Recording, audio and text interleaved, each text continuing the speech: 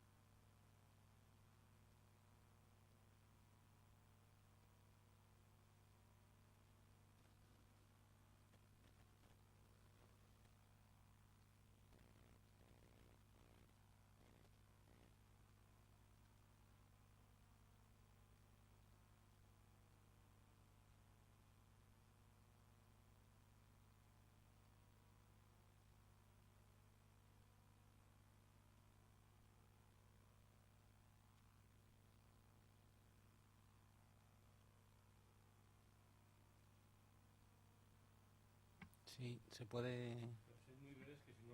Sí, Ah, muy brevísimo. Esencialmente de acuerdo. Y la opción la tenéis vosotros a la hora de emitir el voto, incluso para el Senado.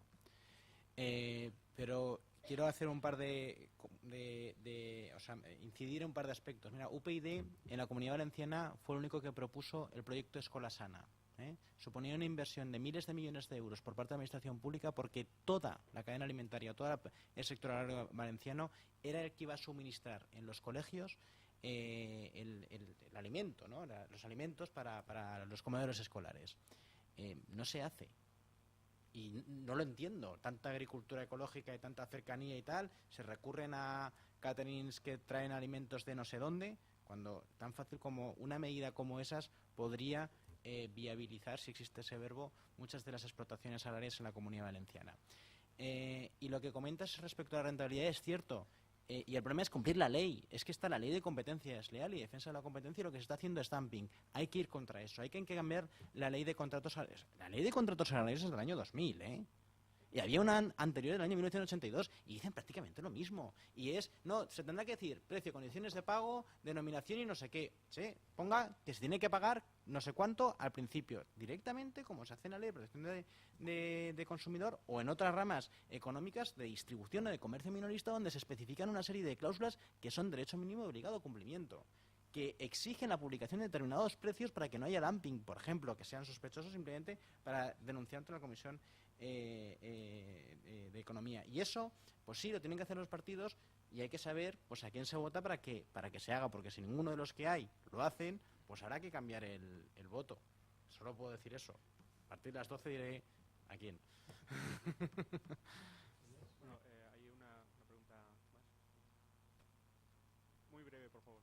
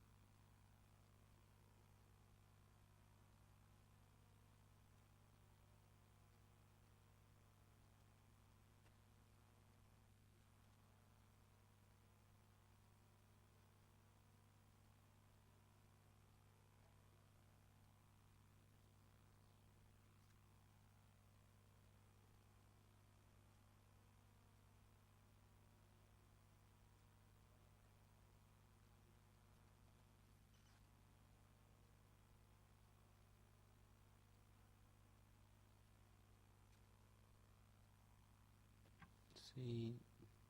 Vamos a ver, brevísimo. UPyD sí que ha contestado a eso de los mecanismos, porque ha dicho política exterior. ¿Eh? El 10% del PIB depende del sector agrario, o el 9, lo que sea, ¿vale? 10% del PIB es sector agrario. ¿Cómo es posible que cuando se hace política exterior y política europea no se vaya con las organizaciones agrarias y nos vayamos con el AVE o con cualquier otro tipo de industria? Entonces, no se trata solo de medidas legales, es que lo que has dicho, se trata de hacer cumplir la ley.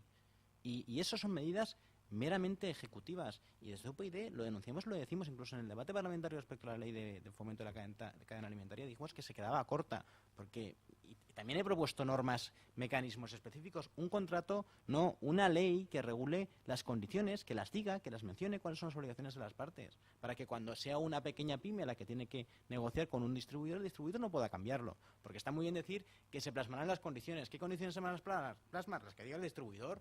Faltaría, pues cojamos la ley y que diga, cuando el productor es una pyme, un agricultor, persona física, o no tiene una determinada renta determinada agraria, se cumplirán estas condiciones, y punto en boca. Y eso es más fácil que contratos con contratos modelo que tienen que estar homologados por el Ministerio y por las organizaciones interagrarias. Y no, la ley clara y simple. O sea, creo que más específico no puede ser. Insisto, lo que tú has dicho es totalmente de acuerdo. Política exterior y política europea. No hay estrategia nacional agraria en España, por lo tanto no se puede defender nunca nada, ni en Europa ni en el resto de países del mundo. Y eso, lo que has dicho, es fundamental. Y para eso hay que coger las organizaciones agrarias y, cogidos de la mano, somos una potencia mundial, pues vamos a negociar con Argentina, con Estados Unidos, cuando vayamos de viaje, no siempre los mismos.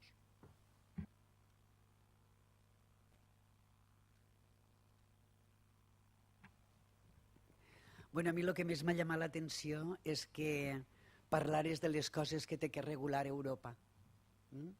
Sobretot perquè no sé quina potència, quin poder pot tindre Europa quan realment Europa és una conjunció de diferents estats.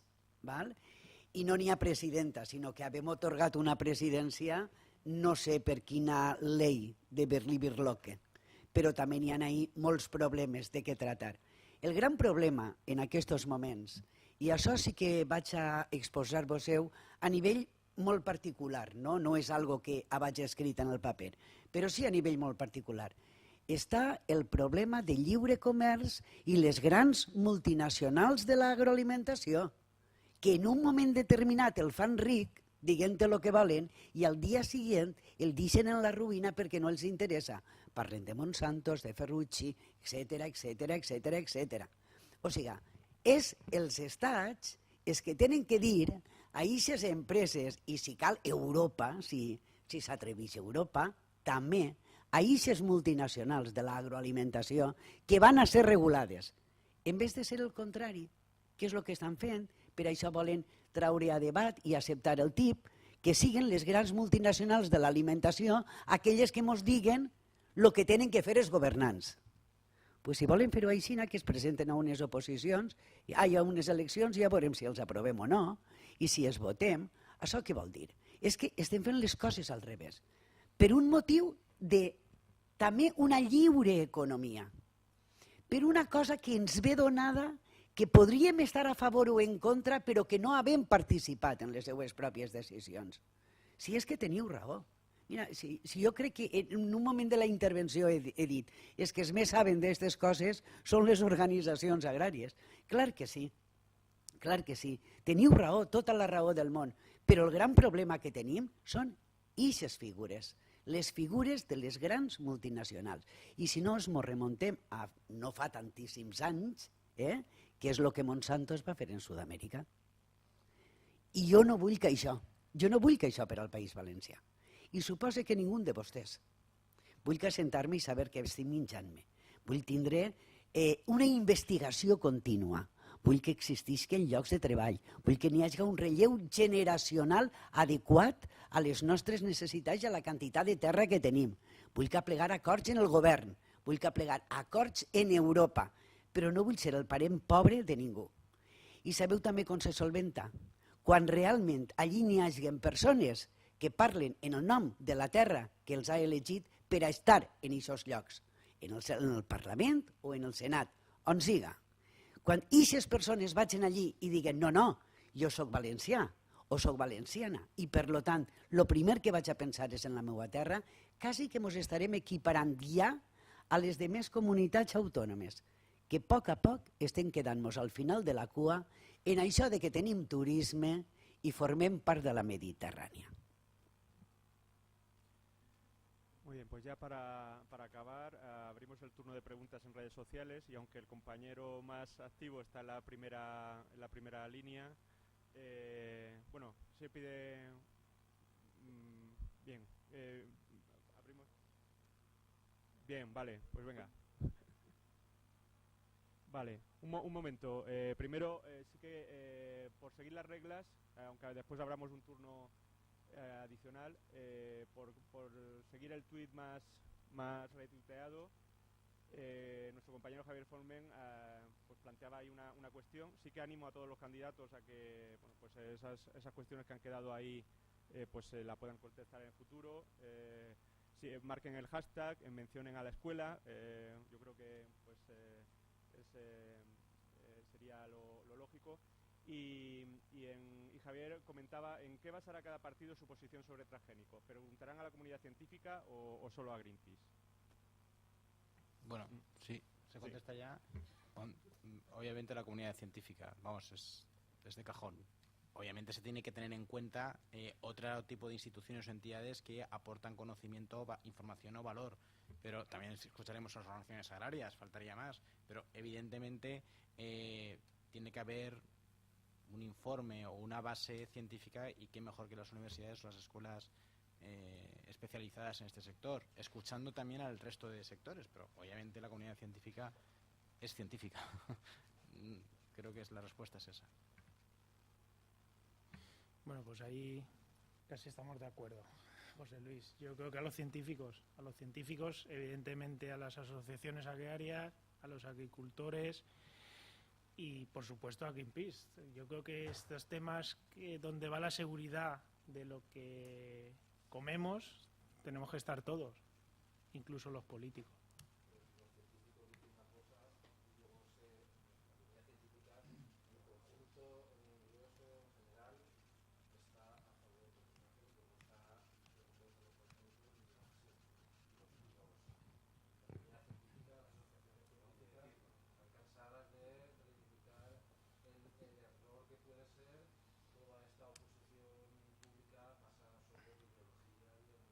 No, pero... Si es así...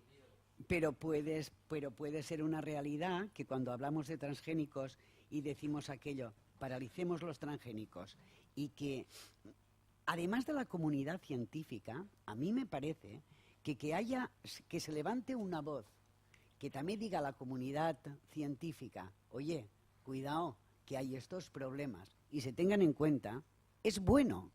Y es bueno para el resto de consumidores. Por lo tanto, la comunidad científica sí, pero Greenpeace, si has puesto Greenpeace, pues también. También. Y eso no es chocar. No hay por qué chocar. No prolonguemos el debate, seguimos en redes sociales. Un segundo. Sí.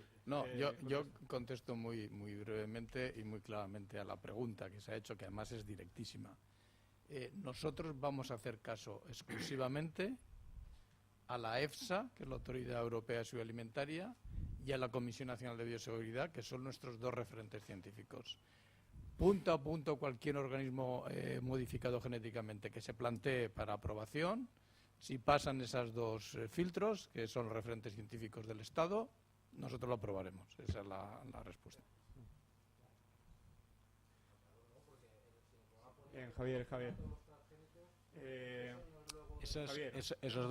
Esos dos. Lo seguimos el debate en redes sociales.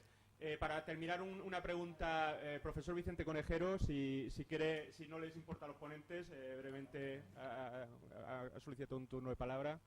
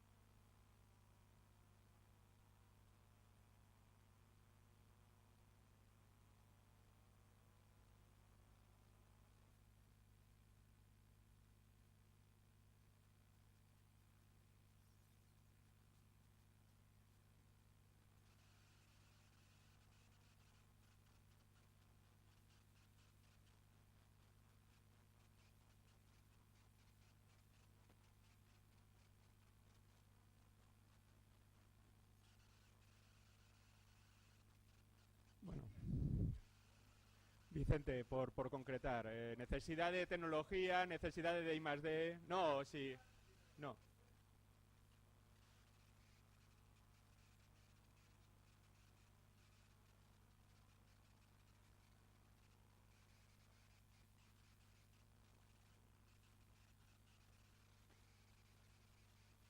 Sí, sí, pues esa es la pregunta. Y yo creo que no, lo vamos a comentar en la cuenta de las redes sociales de la escuela. Por concretar, inversiones en I+D en el sector agroalimentario y cerramos sí, el debate. Bueno, el dinero en relación... No, simplemente que dinero... un poco siguiendo lo que ha comentado, dinero hay. Eliminando las diputaciones 22.000 millones de euros, luchando contra la economía sumergida, rebajándola no del 20% que hay actual al 10%, que es la media europea, recuperaríamos 35.000 millones de euros anuales que se podían cobrar a través de impuestos. O sea, dinero, si se aplican las medidas, hay. Lo que hay que hacer, y lo que acaba de preguntar Gabriel, es importantísimo, y no solo es un impulso decidido por parte de las administraciones públicas en el I+D+I en el sector agroalimentario, que desgraciadamente, dado el volumen o el tamaño de nuestras empresas, tiene que haber una preeminencia del sector público en la inversión en I+D+I, sino que es importante en el resto de sectores, pero en el sector agroalimentario también, involucrar de una vez por todas a las empresas. Hay que concienciar, hay que hacer campañas de educación de las empresas de lo importante que es tener departamentos de I+D+I y participar en los institutos tecnológicos y de investigación mediante aportaciones que puedan ser deducibles o no para fomentar ese I+D+I. ¿Alguna participación adicional para finalizar? Para finalizar, no, se ha ido Vicente, yo lo siento mucho, pero sí que quería hacer un reconocimiento público. El doctor Conejero, el profesor Conejero, es un referente. A veces es muy difícil dentro de la casa de uno reconocer las cosas, porque imagino que entre profesores tendréis sus más y sus menos, pero yo reconozco que es una persona excepcional, creativo, hipercrítico, que es gente que necesitamos realmente para poner los puntos sobre las íes. Para mí ha tenido siempre mi admiración y mi reconocimiento, y en fin, no hace falta ni que se lo digáis, ya en fin. Exacto, muy bien. Pero es verdad, yo creo que este país, en general cualquier país, en tema de investigación, tiene un problema y una oportunidad. Es decir, los que hemos trabajado en investigación un tiempo, queremos más recursos, está claro. Siempre queremos más recursos, y todos los estados, sí, muy breve. El tema es que hay muchos recursos europeos. Es que hay más de 80.000 millones de euros en I+D+I. En el marco financiero plurianual europeo, pero que para qué, en fin, ahí tenemos que unirnos en grupos muy competitivos, competir por esos recursos, aparte del dinero nacional. Pero claro, si uno hace una financiación muy dirigida, por ejemplo, ¿es estratégica la investigación en agroalimentación? ¿Qué duda cabe para un país como nosotros? Pero a nivel nacional, si no hablas en términos europeos, lo que dediques a agroalimentación probablemente habrá que quitarlo a aeroespacial. Y los de aeroespacial porque no estamos en la escuela, si no se enfadarían también. Entonces, quiero decir, es un equilibrio de todo. Cuanto más dinero mejor, el que hay es el que hay. Hay mucho dinero fuera, hay que intentar conseguirlo y desarrollar esas partidas. Muchas gracias. Creo que hemos excedido con creces el tiempo. Hemos estado 2 horas y bueno, aquí nuestros ponentes, candidatos, pues lo han trabajado a fondo. Queremos desde la escuela agradecerles su participación, desearles la mayor de las suertes en la próxima campaña y bueno, y ojalá pues nos veamos en un próximo debate como pues miembros del Congreso del Senado y podamos continuar con todas estas reflexiones que hemos abierto hoy aquí en esta escuela. Muchísimas gracias por vuestra participación y muchas gracias a vosotros por vuestra asistencia. Un aplauso a los ponentes.